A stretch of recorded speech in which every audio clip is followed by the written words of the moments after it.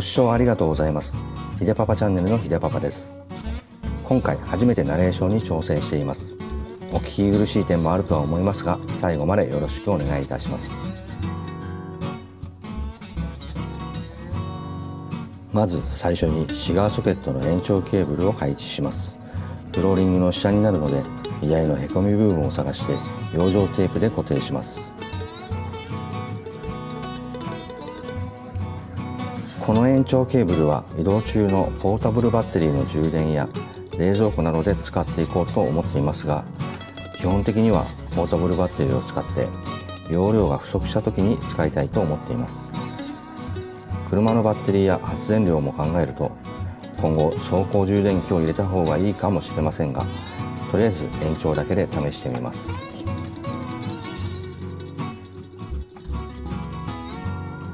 車内電源を考えた時にバッテリーシステムを組もうかとも思いましたが、走行充電器にバッテリー、インバーターにケーブル、その他もろもろ結構な出費になります。コストを下げるために今回はポータブルバッテリーを選択しました。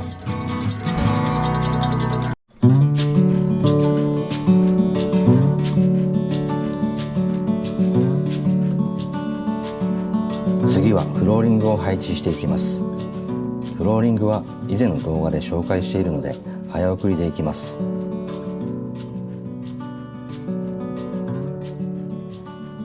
フローリングは一般家庭でも使われているフローリング材を使用しています。ホームセンターのプロショップなどで取り扱いしていると思います。様々な種類や色がありますが、今回は少し暗めの木目調を選択しました。ケースで購入しましたが、バラ売りもしています。よく使われるクッションフロアも検討しましたが、今回は木材の方を選びました。理由としては、クッションフロアは防水性能に優れ、クッション性があり、設置もしやすく加工もしやすく、いいことずくめですが、経年劣化や質感が少し気になります。複合材のフローリングは経年劣化が少なく頑丈です。ただ傷がつかないわけでもなく、実際何度も出し入れしている時に表面にいくつか傷がついてしまいました。多少の傷ならホームセンターに売られている家庭用修正剤で直せるところはメリットかもしれません。デメリットは加工が大変なところです。木材なのでジグソーを使って曲面を切断するなど結構時間がかかるので、あまりおすすめではありません。最終的にはとてもいい質感です。でも冬は少し冷たいかもしれませんね。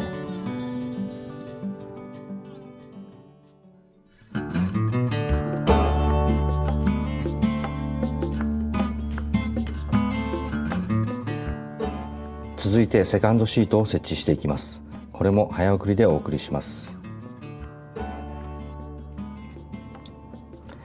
今回車中泊用の車を作る上で、基本的なコンセプトは普段家族で使う車になります。家族全員乗れて車中泊もできる、そんな車を目指して作成しています。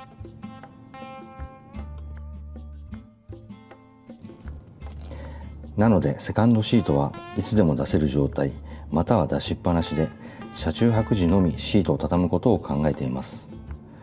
しかし普段は4人で乗れる状態を維持するとなると、セカンドシートを外し収納やシンクなどを設置する方法はできなくなります。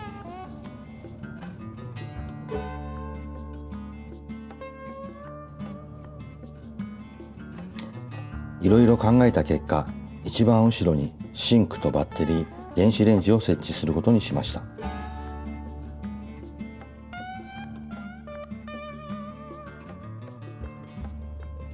シートをボルトで留めた後、カバーをはめていきます。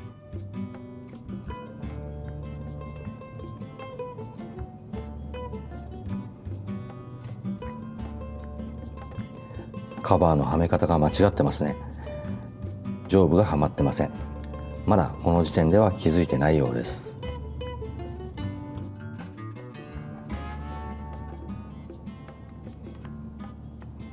ここで気がついたようです。やり直していきます。上をはめてから下をはめる。これが正しい付け方です。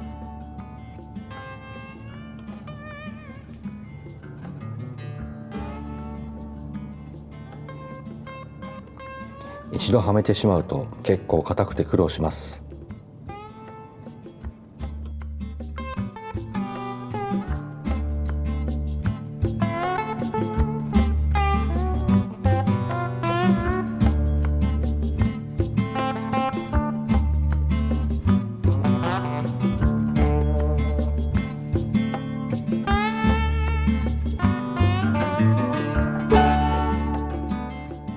一度シートを動かしてカバーがちゃんとついているか確認しています。最後の一つは手が届かないので反対に回ってはめて完了です。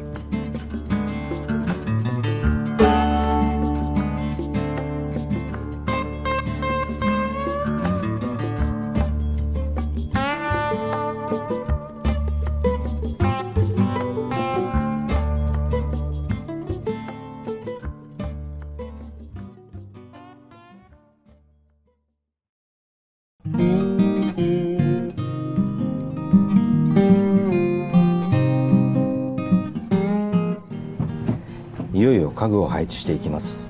前回の動画でパーツはお見せしましたので、まずは中央部分から配置します。傷がつかないように気をつけてはいますが、まあまあの重量があります。最後まで持ち上げればいいのですが、重いので滑らせています。これが傷の原因になりますね。固定はフローリングに数箇所ボルトをあらかじめ埋め込んでいるので、L 字金具とボルトで締めるだけです。覗き込んでいるところにボルトがあります。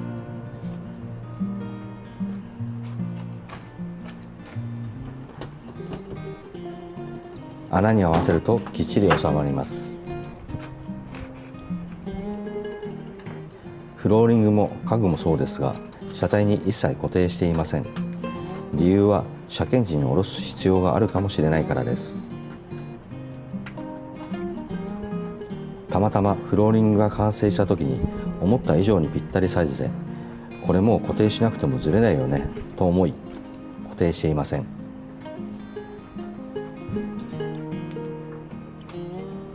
こちらの収納は横に扉をつけました。右の収納は天板が開きます。左側が横開きなのはベッドを展開するときに使うパーツを収納するためです。実際3枚の板が収納可能です。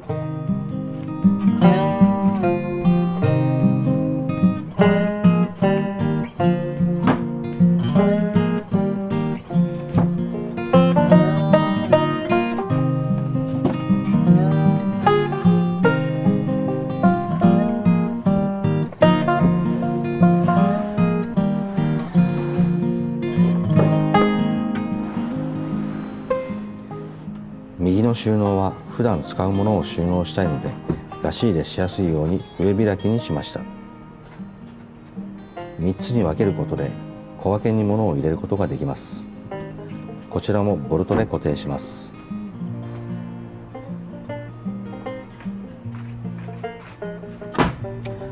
棚の高さは自分の身長が大きいので、座っても天井に頭が届かない高さにしてあります。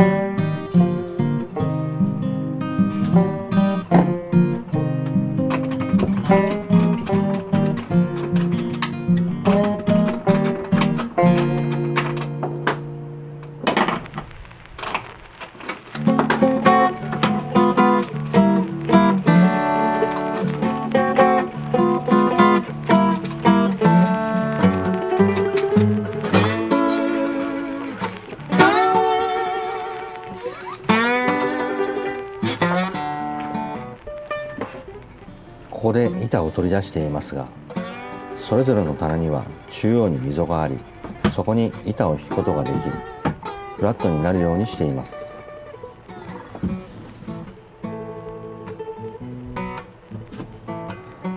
実際に板をはめて位置を調整しています。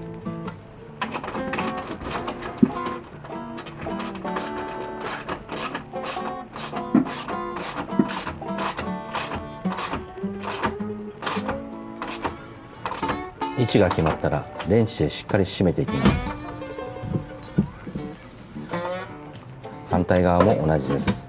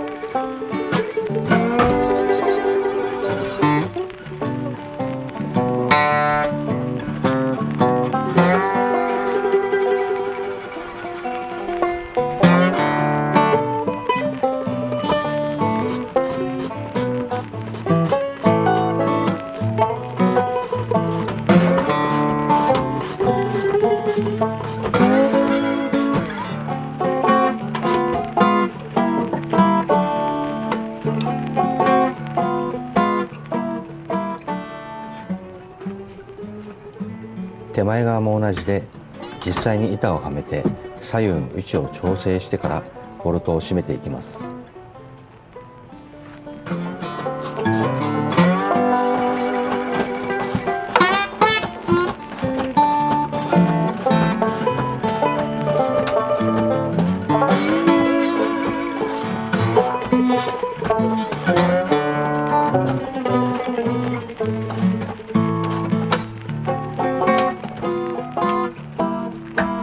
これでベッド下収納はきちんと固定できました。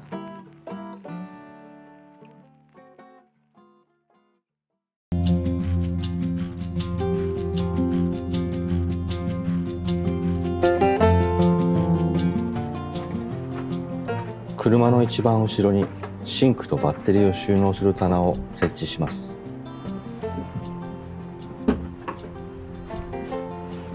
シンクも同様にフローリングにボルトを仕込んであります。まずネジを合わせていきます。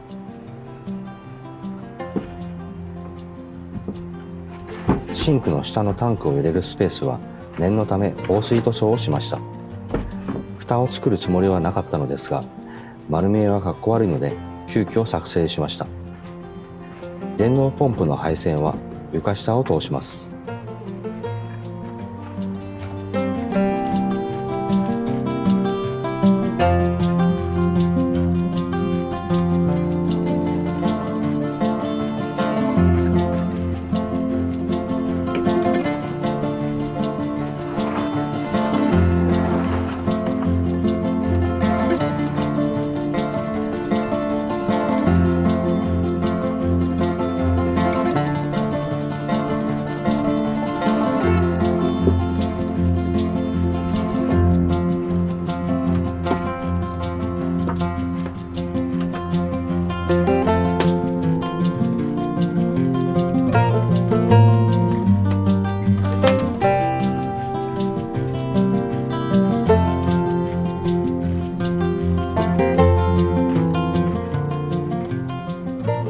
ポータブルバッテリーの収納部分はバッテリーも大きく操作も必要なので骨組みだけです。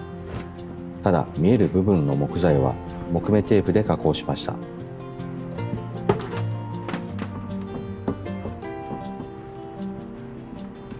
幅が同じなので先ほどの板が中央部分にはまるように溝を掘りました。実際に板をはめて位置を確認しています。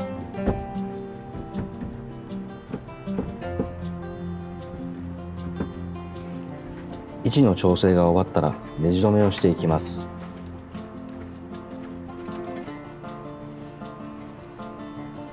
ネジと電動ドライバーを取りに行っていますが、棚と棚は木ネジで固定しています。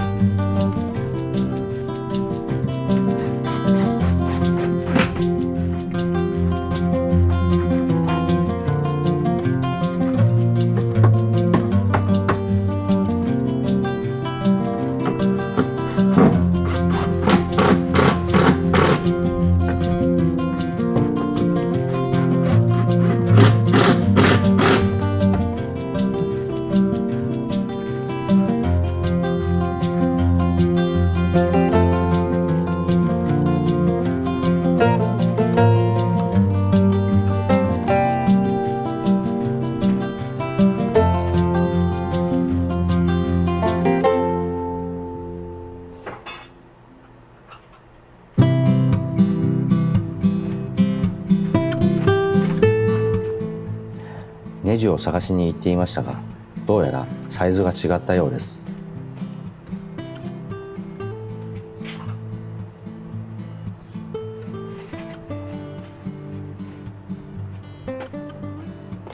あまり長い木ネジを使ってしまうと突き抜けてしまいます。ちょうどいい長さを探します。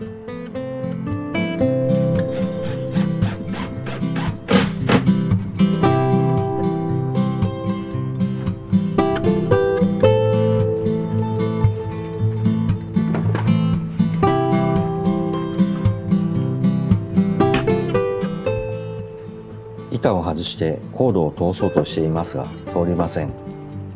もう一度外してやり直しです。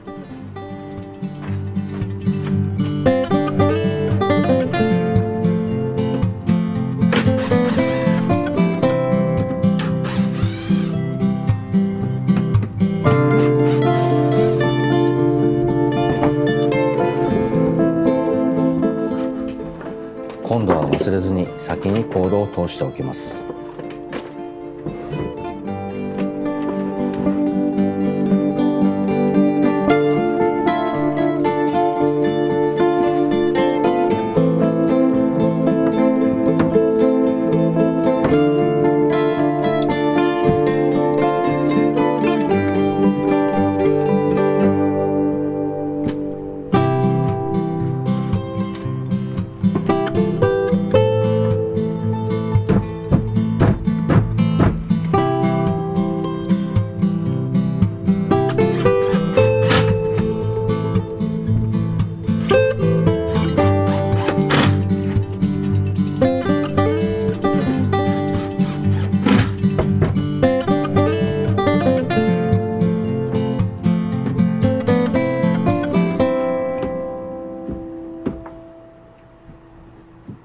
最後に板と壁の間に保護用兼きしみ防止にゴムマットを貼り付けます。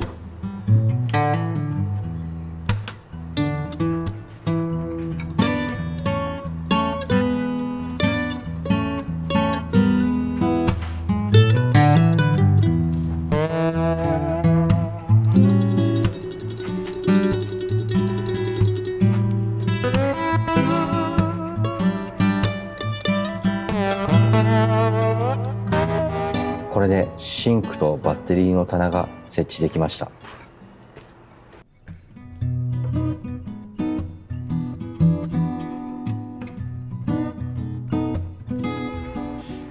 ここから壁の上部に棚を取り付けていきます。キャラバンには後ろの窓の上部に M3 の穴が6つ開いています。そのうちの3個を使い固定できるよう作成しました。下から支えながらネジ穴を探しています。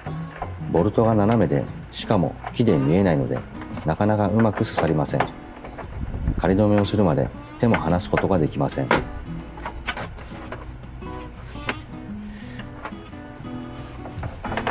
今回作成したパーツの中でこのパーツが一番時間がかかりました。壁は湾曲している上に押すとへこむぐらい柔らかく、形を合わせても固定すると垂直がずれたりします。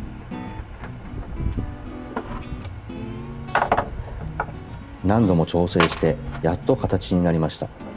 ドアはロック式の蝶番を使い、上に持ち上げると止まるようにしてあります。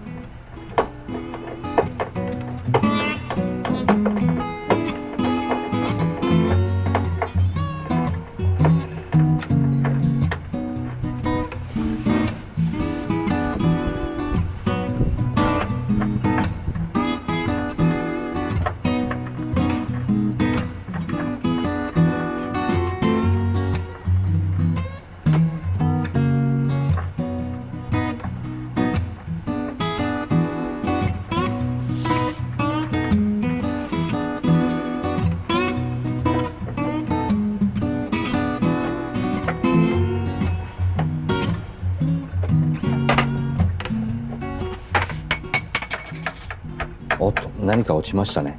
実はこれ LED ライトの蓋なんです。しっかりはまってなかったんですね。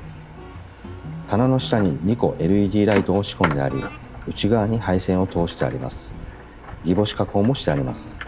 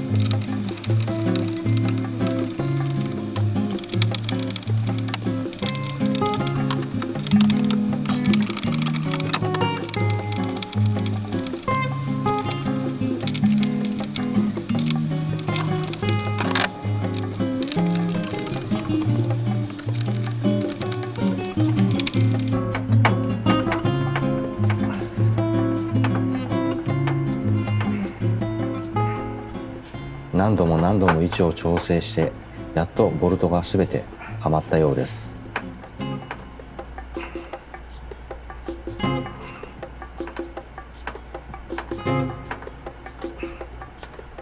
最後はきちんと締めて完成です。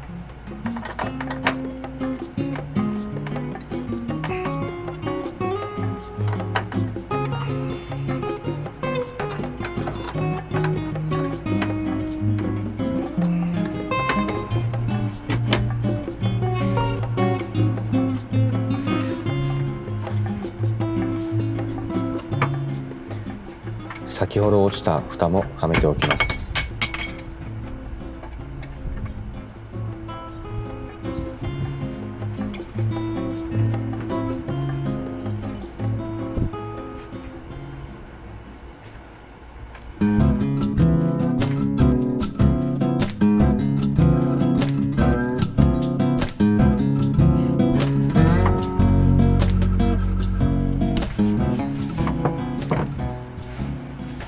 棚の下に有効ボールを設置します。キャラバンには窓の下にもボルト用の穴が開いており、当初小さな物置を作ったのですが、上の棚の補強も含め下から支えるようにしました。また右側には裏に溝を作り、上の棚のライトからのケーブルを隠しています。下の部分にはUSB 付きコンセントも埋め込んでいます。